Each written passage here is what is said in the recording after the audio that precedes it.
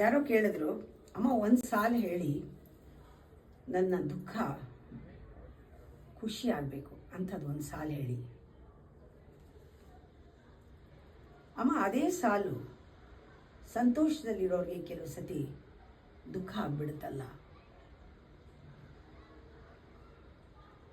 ನೀವು ಮಾತಾಡಿದ್ರೆ ಒಂದು ಸಾಲು ದುಃಖದಲ್ಲಿರೋರಿಗೆ ಸಂತೋಷ ಆಗುತ್ತೆ, ಸಂತೋಷದಲ್ಲಿರೋರಿಗೆ ಗಿಲ್ಟ್ ದುಃಖ ಎಲ್ಲ ಆಗುತ್ತಲ್ಲ. ನೀವೇನು ಹೇಳಬೇಡಿ, ನಾನು ನಿಮ್ಮ ಜೊತೆಗೆ ಸುಮ್ಮನೆ ಇರ್ತೀನಿ, ಸೈಲೆಂಟ್ ಆಗಿರಿ.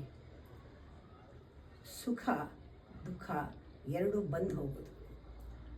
ದುಃಖ ಇರೋರಿಗೆ ಸುಖ ಸಿಗ್ಬೋದು, ಸುಖವಾಗಿರೋರನ್ನ ಖುಷಿಯಾಗಿರೋರನ್ನ ದುಃಖ ಪಡ್ಸೋಕ್ಕೆ ಇಷ್ಟ ಇಲ್ಲ. ನನ್ನ ಮಾತಿಂದ ನನ್ನ ಜೊತೆ ಬಂದಾಗ ಮೌನವಾಗಿರಿ. ಸುಖ ದುಃಖನ ಮೀರಿದ ಆನಂದ ನಾವು ಮೆಡಿಟೇಷನಲ್ಲಿ ಅನುಭವಿಸ್ಬೋದು.